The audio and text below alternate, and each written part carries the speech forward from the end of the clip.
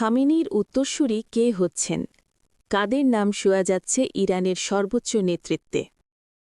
সর্বোচ্চ নেতা Ayatollah Ali Khamenei যুক্তরাষ্ট্র ও ইসরায়েলের যৌথ হামলায় নিহত হওয়ার পর ইরানের শাসন ব্যবস্থা এখন এক গুরুত্বপূর্ণ সন্ধিক্ষণে।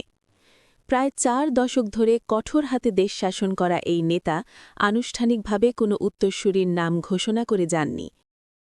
এখন নতুন সর্বোচ্চ নেতা নির্বাচনের দায়িত্ব পড়বে ৮৮ জন জ্যেষ্ঠ আলেমের সমন্বয়ে গঠিত অ্যাসেম্বলি অফ এক্সপার্টসের ওপর। ১৯৭৯ সালে ইসলামী প্রজাতন্ত্র প্রতিষ্ঠার পর এই ধর্মীয় পরিষদ মাত্র একবারই এই দায়িত্ব পালন করেছিল। আয়াতুল্লাহ রুহুল্লাহ খুমেনির মৃত্যুর পর আলী খামেনিকে তড়িঘড়ি করে নির্বাচিত করা হয়েছিল সর্বোচ্চ নেতা হিসেবে।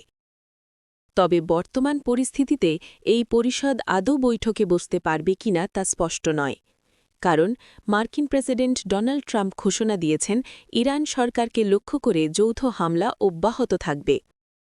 ইরানের সংবিধান অনুযায়ী নতুন সর্বোচ্চ নেতাকে অবশ্যই পুরুষ, ধর্মীয় আলেম, রাজনৈতিকভাবে দক্ষ এবং ইসলামী প্রজাতন্ত্রের প্রতি অটল আনুগত্যশীল হতে হবে। বিশেষজ্ঞদের মতে বিধিবিধানের ব্যাখ্যা এমনভাবে দেওয়া হতে পারে যাতে সংস্কারপন্থী আলেমরা এই প্রক্রিয়া থেকে বাদ পড়ে যান। বিশ্লেষকদের আলোচনায় সবচেয়ে বেশি শোনা যাচ্ছে খামেনির দ্বিতীয় ছেলে মুজতাবা খামেনির নাম। ধারণা করা হয় তিনি পর্দার আড়ালে উল্লেখযোগ্য প্রভাব বিস্তার করেন।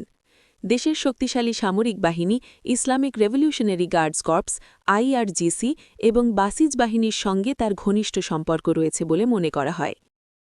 তবে নেতৃত্ব বাবার কাছ থেকে ছেলের হাতে হস্তান্তর শিয়া ধর্মীয় কাঠামোয় ভালো চোখে দেখা হয় না, বিশেষ করে এমন এক ইরানে যেখানে একসময় রাজতন্ত্র উৎখাত করে ধর্মীয় শাসন ব্যবস্থা প্রতিষ্ঠা করা হয়েছিল।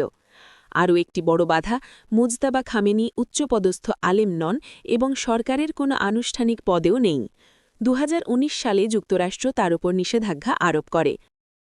ইরানের সামনে এখন নেতৃত্ব সংকট, আঞ্চলিক উত্তেজনা এবং আন্তর্জাতিক চাপ সব মিলিয়ে এক জটিল সময়।